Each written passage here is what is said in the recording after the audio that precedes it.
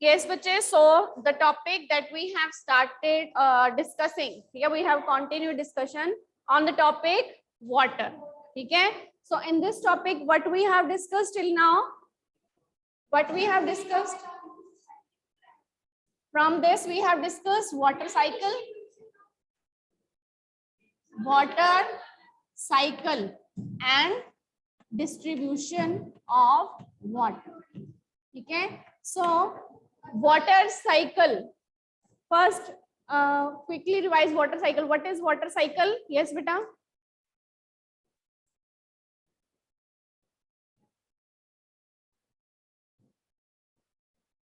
You can draw the water cycle quickly. Yes, so first, water is available in different water bodies. Okay. What are different water bodies where the water is available? Raise your hand.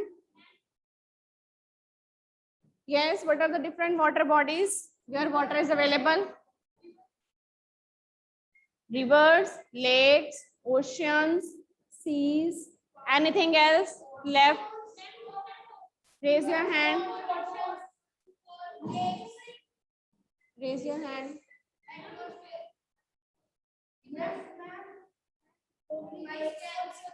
बिना hand raise के नहीं बोलना है, बिना hand raise के नहीं बोलना है.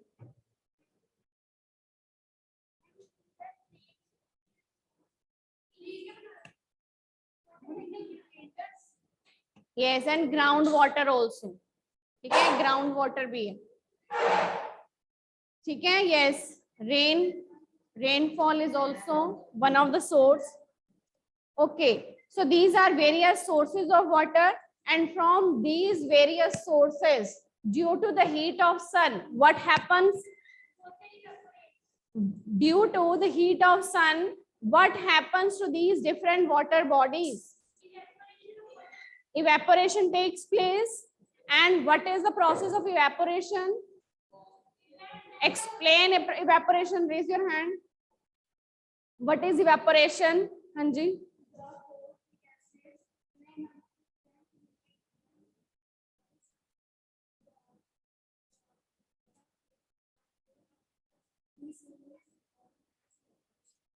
Yes, so when water from different water bodies, it becomes water vapor due to the heat of sun.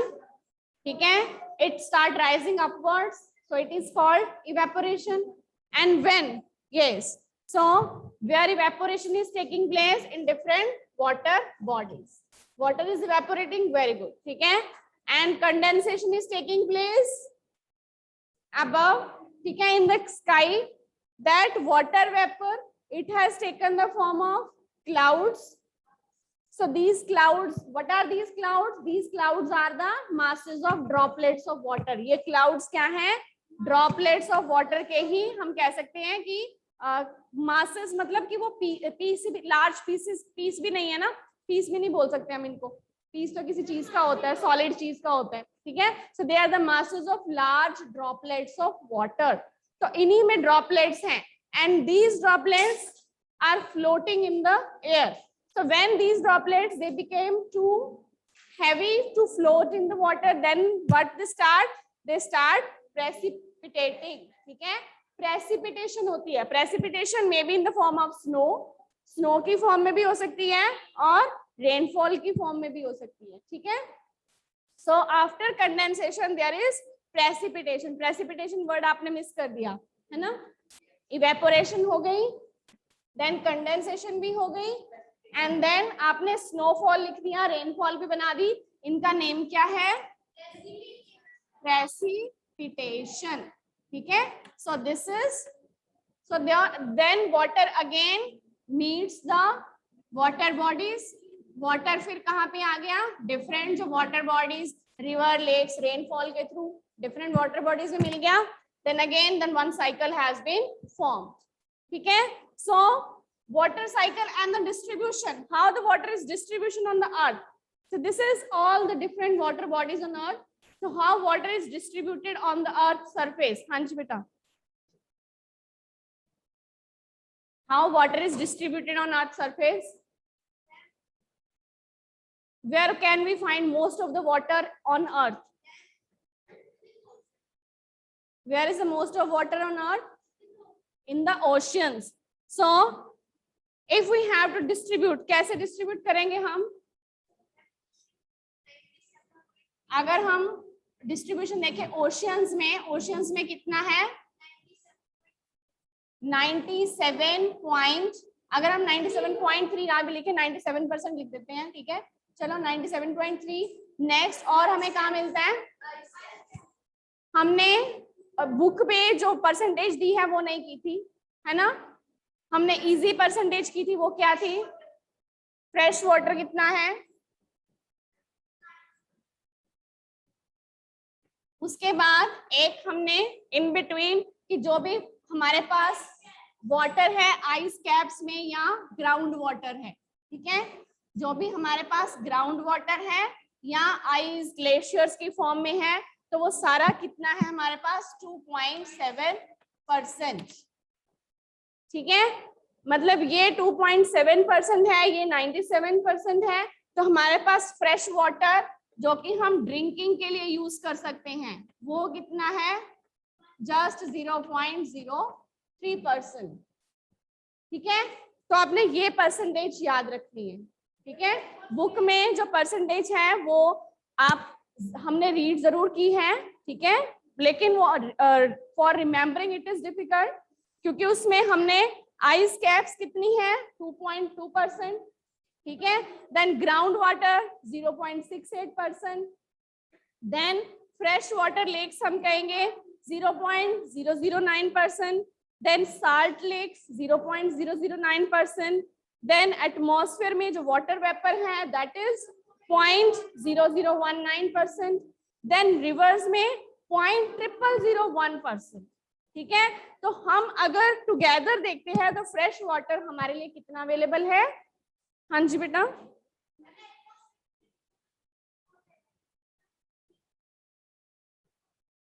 Yes, तो हम इसीलिए हम कहते हैं कि सेव वाटर। कई जगह पे हमें वाटर शॉर्टेज भी मिलती है, ठीक है, चाहे ओशन में 97% है, but that is not suitable for drinking, वो हमारे पीने के लिए सुटेबल ही नहीं है। जो आइस में है वो जो वहां पे रहते हैं वो तो थोड़ा मेल्ट कर करके यूज कर लेते हैं, बट वी कांट यूज, जब तक वो मेल्ट होकर रिवर्स के थ्रू हमारे पास आएगा हम तो वही यूज करेंगे ना, वहां ग्लेशियर्स में पड़ा तो हम यूज नहीं कर रहे। ग्राउंड वाटर, जो ग्राउंड वाटर है वो भी हम अगर बोरवेल्स के थ्रू निकालेंगे then we can use, otherwise वो ग्राउंड वाटर है तो हम उसको यूज नहीं कर रहे। तो जो हम यूज कर रहे हैं वो कितना है? सिर्फ 0.03%। तो जो हमारी जितनी भी वर्ल्ड की पॉपुलेशन है उसके लिए ये सफिशिएंट है, क्योंकि अब और ये वाटर साइकिल के थ्रू बार बार से हमारे पास वही पानी आता जा रहा है, ठीक है, वाटर साइकिल चल रहा है, अगर हमें रिवर से मिल रहा है तो रिवर से हमें मिलता रहता है पानी, ठीक है, due to this water cycle. और ये वाटर हम इसीलिए कहते हैं ना कि हमारे पास पानी कम है तो इसको हमने जुडिशियस यूज करना है, वेस्ट नहीं करना, ठीक है। तो हम जितना भी वाटर है, जुडिशियस मीन्स कि सोच समझ कर यूज करना है, ठीक है, कि जो सही है, वेस्ट नहीं करना, केयरफुल यूज करना है, केयरफुल भी बोल सकते हैं, ठीक है, केयरफुली हमें यूज करना है। सो इसी में water is absolutely essential for our survival, हमारे लिए बहुत जरूरी है। Water alone can quench our thirst, हमारी जो प्यास है वो सिर्फ इसी फ्रेश वाटर से ही हम बुझ सकती है, कि हम उसी से सेटिस्फाई हो सकते हैं। And now don't you think कि we are wasting a precious resource when we use water carelessly, ठीक है, कि इतना वाटर हमारे पास कितना फ्रेश वाटर अवेलेबल है, तो इस मीन्स कि हम कितने वाटर को जुडिशियसली यूज कर रहे हैं।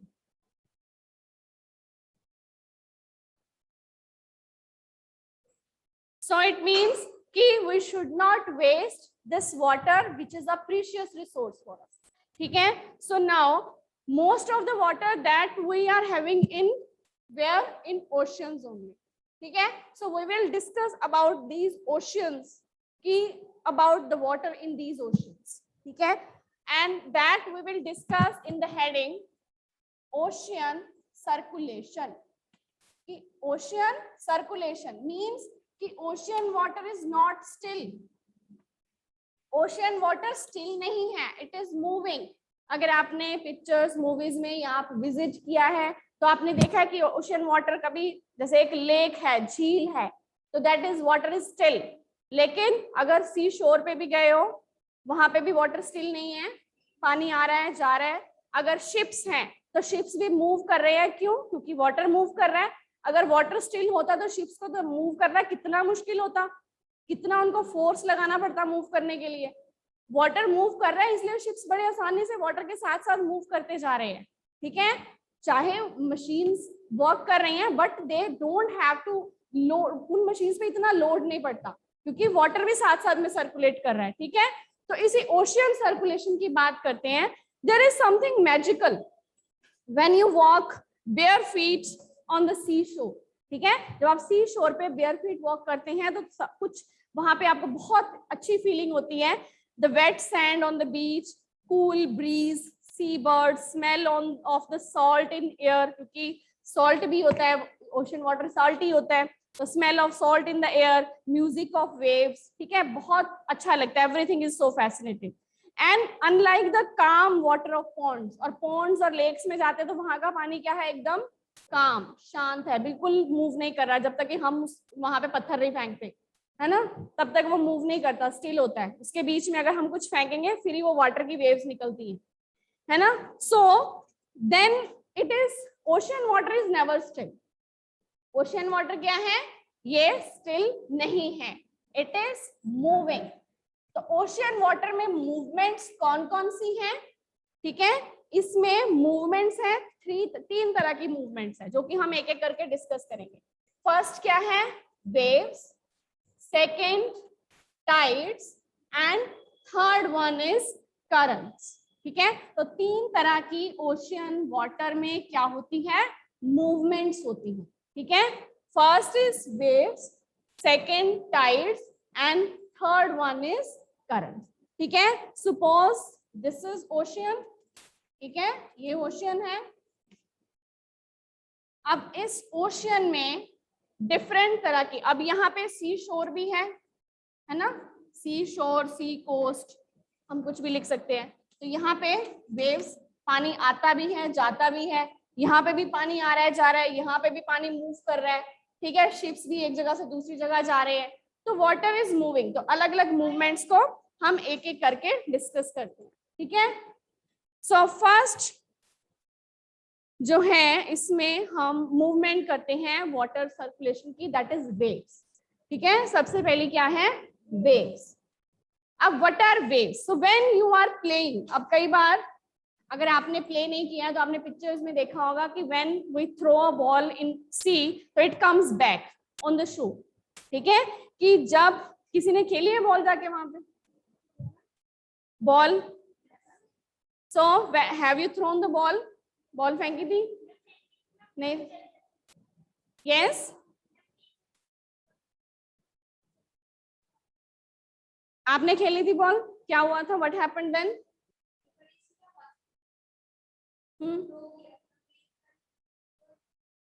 मतलब आपने बिना डरे फेंक दिया कि वापस वो आई जानी है ना?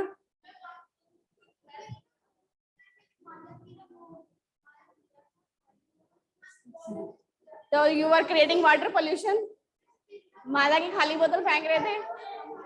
Yes, no, wait for your turn. हाँ जी, ओशन सर्कुलेशन बच्चे, इसमें ओशन सर्कुलेशन क्या है, ओशन सर्कुलेशन की ओशन का वाटर है दैट इज नॉट स्टिल। ठीक है, इसका मतलब क्या है ओशन सर्कुलेशन का, कि ओशन का वाटर जो है वो स्टिल नहीं है, इट इज सर्कुलेटिंग, ये सर्कुलेट कर रहा है। सर्कुलेट कैसे कर रहा है? तीन मूवमेंट्स हैं जिनको कि हम एक एक करके डिस्कस करेंगे। फर्स्ट कौन सी है, वेव्स। ठीक है, वेव्स को समझने के लिए सबसे पहले हम कौन सा एग्जांपल लिया कि if you throw a ball on the beach, ठीक है, and the ball falls on water, then ball get washed by the waves and it comes back to the shore. ठीक है, वापस आ जाती है। तो ये हम पहली मूवमेंट कर रहे हैं, ओशन का वाटर। ओशन सर्कुलेशन का मतलब क्या है कि water is not still, ocean water still नहीं है, वो मूव कर रहा है। ठीक है, क्लियर बेटा? Okay, so now the what are waves. अब वेव्स क्या है कि हमने ये तो देख लिया कि हम सी शोर पे बॉल खेल रहे थे, यहां से हमने बॉल फेंकी पानी में तो वो बॉल वापस आ गई, ठीक है। हमने कहाँ फेंकी, जैसे यहाँ से हमने यहाँ पे बॉल फेंक दी, यहाँ पे बॉल फेंक दी तो वो बॉल यहाँ से वापस यहीं पे आएगी। So this rise and fall of water. अब ओशन का, अब यहाँ पे ओशन क्या है, फ्लोर, नीचे ocean floor, ocean basin, ocean basin, ocean floor, bottom of ocean, वो सारे कहाँ पे, नीचे। और जो अपर पार्ट है ओशन का उसे हम क्या कहते हैं, सरफेस। तो ये क्या है इसका, सरफेस ऑफ ओशियन वाटर। तो यहाँ पे सरफेस में वाटर क्या है, keeps on moving, rise and fall, ठीक है। So rise when water on the surface of ocean, it rise and fall, so it is called, क्या कहते हैं इसको, it is called the waves, ठीक है। So when the water on surface of ocean rise and falls, ठीक है, then they are called waves. Alternatively means कि rise fall then again rise fall then again rise fall, ठीक है। So when water on the surface of ocean rise and falls alternatively, so this is called waves. Clear? First movement of ocean water is clear, ठीक है। This is first movement of ocean water. So during a storm, जब भी कई बार कुछ तूफान होता है, then the winds blowing at very high speed. अब ये मूवमेंट किसकी वजह से होती है, विंड की वजह से, ठीक है। विंड जो है वो चलती है तो पानी भी उसके साथ, हल्की वेव्स पानी में आ जाती हैं। लेकिन अगर कई बार कुछ तूफान है, बहुत तेज विंड्स हैं, तो ये वेव्स की हाइट भी ज्यादा हो जाती है, ठीक है। सो these when during a storm these winds blowing a very high speed, बहुत हाई स्पीड्स पे विंड्स आ रही हैं, then these waves can be very huge. तो ये वेव्स जो हैं ये ज्यादा बड़ी भी हो सकती है, ठीक है। वैसे तो नॉर्मल विंड्स चल रही है तो these rise and fall is small, but अगर कई बार कुछ तूफान आ गया है वेव्स, तो ये वेव्स बड़ी भी हो सकती हैं, ठीक है। सो देन, और उसकी वजह से भी, स्टॉर्म की वजह से भी, और दूसरी अर्थक्वेक या वोल्केनिक इरप्शन की वजह से भी, ठीक है। जो ओशन बेड, नीचे ओशन बेसिन में अगर कोई अर्थक्वेक आ जाता है, यहाँ कहीं कहीं वोल्केनिक इरप्शन हो जाती है, उसकी वजह से भी इन वेव्स में राइज एंड फॉल में डिफर हो जाता है। यस, हाँ जी, कई बार जैसे कुछ सी सरफेस के एरियाज के साथ ही वोल्केनिक, वहां पे वोल्केनोज भी हैं, ठीक है। तो वो पानी कहाँ जाएगा, ओशंस में ही जा रहा है। वोल्केनिक एरियाज ओशन के पास हैं, तो ओशन का बहुत बड़ा सरफेस है ना, कई सी कोस्ट भी साथ साथ में लग रहे हैं, ठीक है। सपोज जैसे यहाँ पे इंडिया में तो यहाँ पे नहीं है वोल्केनो, ठीक है। जैसे यहाँ पे क्या सरफेस है, ठीक है। तो यहाँ पे अगर कोई वोल्केनो है तो वो वोल्केनो से कहाँ जाएगा, वोल्केनो निकलेगा तो जो भी इरप्शन होगी वो सी वाटर में जाएगी, ठीक है। अगर वहां पे कुछ अर्थक्वेक, अगर यहाँ पे अर्थक्वेक एक्टिविटी नीचे हो रही है ओशन बेड में, तो वो भी असर इस पानी पे आएगा, ठीक है। तो ये डिफरेंट, अगर विंड चल रही है, विंड तेज चल रही है, उसकी वजह से भी यहाँ इन वेव्स में ह्यूज वेव्स बन सकती हैं, ठीक है। अब ये डिफरेंट है कि डिफरेंट रीजन हो सकते हैं इन वेव्स को, ये वेव्स डेंजरस भी हो सकती हैं, ठीक है। सो अर्थक्वेक, वोल्केनिक इरप्शन और अंडरग्राउंड वाटर लैंडस्लाइड, और कई बार अंडरग्राउंड लैंडस्लाइड भी हो जाता है, ठीक है। यहाँ पे भी ओशन बेड है, यहाँ लिथोस्फीयर सिर्फ ऊपर ऊपर तो नहीं है ना, कॉन्टिनेंट्स तो हमने देखे हैं पिछली क्लास में, आपने किया था कि lithosphere is also, ocean basins भी लिथोस्फीयर में इंक्लूड होते हैं। और अभी भी हमने पिछले चैप्टर में किया था कि plates are there under the oceans also and they are moving. Why they are moving? Due to the, why their plates are moving? Molten magma inside the earth, ठीक है। they are just like floating plates on the magma, ठीक है। तो इसलिए plates move करती है, और movement उनकी इतनी स्लो है कि they are moving just 1 millimetre in 100 years, है ना। तो इतनी मूवमेंट उनकी स्लो है। तो डिफरेंट रीजन हो सकते हैं वाटर वेव्स के ह्यूज होने के, storm, earthquake, volcanic eruption, landslide, जिससे कि they can shift large amount of ocean water, ठीक है। जिससे कि अब यहाँ पे अगर कुछ लैंडस्लाइड हुई। देखिए यहाँ पे एक प्लेट इधर है, एक प्लेट इधर है, ये प्लेट ऐसे थी, अब ये प्लेट यहाँ नीचे मूव कर गई, तो इतना स्पेस कवर करने के लिए ये भी इधर हो गई, तो ये स्पेस कितना नीचे हो गया, लैंडस्लाइड हो गया नीचे भी, ठीक है। प्लेट्स भी मूव की, तो इसका असर कहाँ देखने को मिलेगा हमें, ऊपर। पानी पहले नीचे शिफ्ट हुआ, फिर पानी ऊपर आया, ठीक है।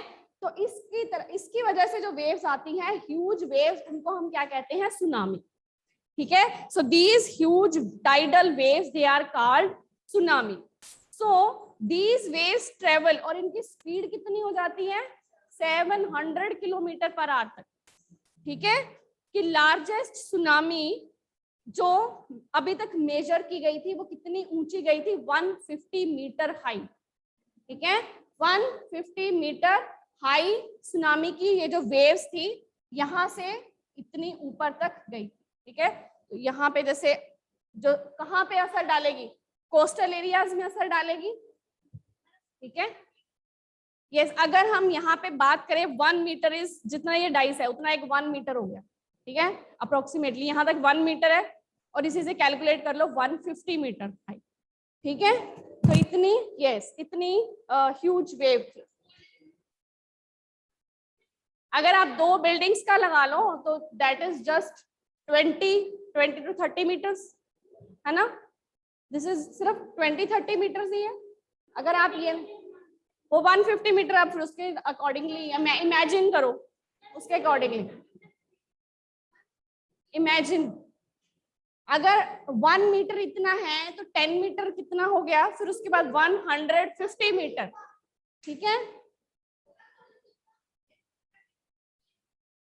वो 800 मीटर है ना, तो वो सिर्फ 150 मीटर, ठीक है। क्लियर कि इतनी ज्यादा, ये कई बार नेचुरल क्लैमिटीज की वजह से ये वेव्स जो हैं, ये जो राइज एंड फॉल है, कई बार ह्यूज भी हो सकता है, जो कि डिस्ट्रक्टिव होता है, और उस ह्यूज वेव का नाम क्या होता है, सुनामी, ठीक है। So that is huge wave, huge tidal wave, क्योंकि वो वेव सिर्फ यहां तक नहीं रहती, वो यहाँ सी शोर में भी आती है।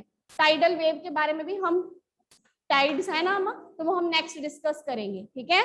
तो वो वेव जो यहाँ से उठी वो यहाँ तक तो आएगी। अभी हम सिर्फ इतने सरफेस की बात कर रहे हैं, अभी यहाँ हम सी शोर पे जो वेव्स आ रही है उनकी बात नहीं कर रहे, ठीक है। तो यहाँ पे वेव्स हैं, ओशन वाटर मूव कर रहा है, राइज फॉल हो रहा है, उसको कहते हैं हम वेव्स।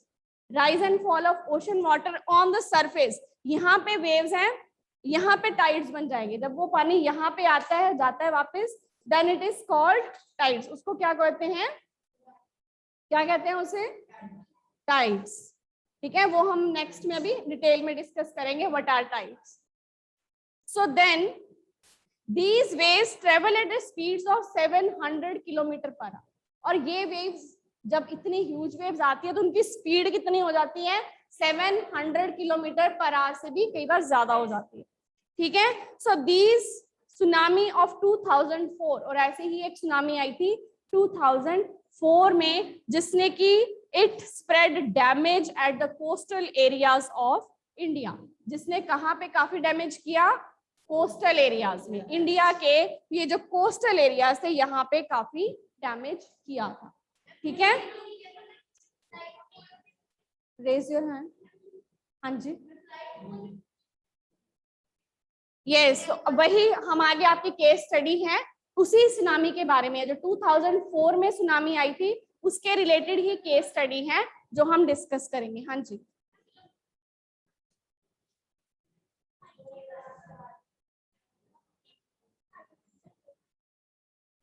यही जो आपके आगे जो हमारे नेक्स्ट केस स्टडी है, इसी के नेक्स्ट है आपकी case study, tsunami the earth pandemonium, कि कैसे इतना ज्यादा ऊपर हम कह सकते हैं कि एक ट्रेजेडी थी, बहुत बड़ी ट्रेजेडी थी 2004 में, ठीक है। So these tsunami of 2004, it caused widespread damage in the Andaman Nicobar Island. They got submerged after tsunami. हाँ जी Krishna, now you can speak. हाँ जी,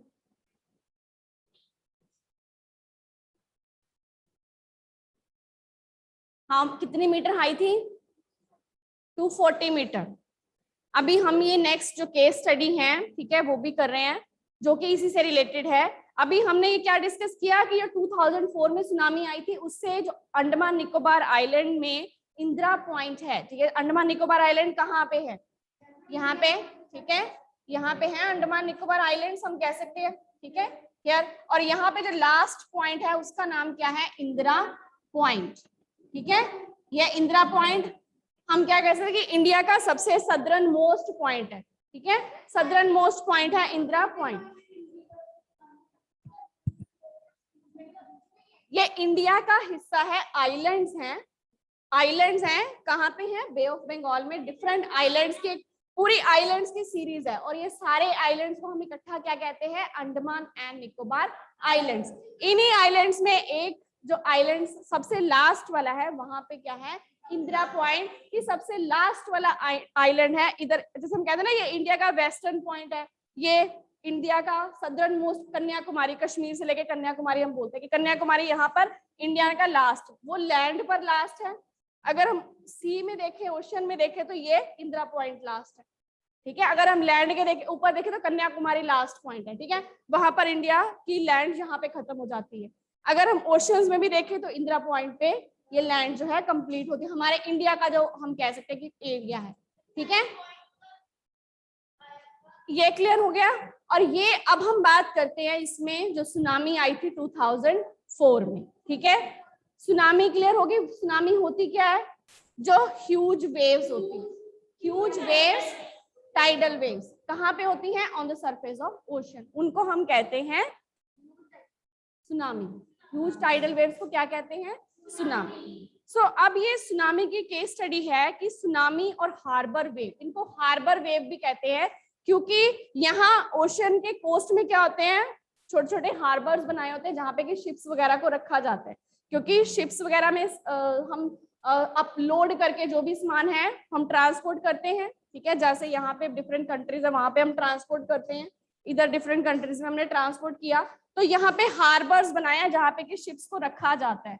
तो जब ये वेव्स आती है तो ये हार्बर्स कंप्लीटली डिस्ट्रॉय हो जाते हैं, तो इसलिए इनको हार्बर वेव भी कहा जाता है, ठीक है, सुनामी और हार्बर वेव।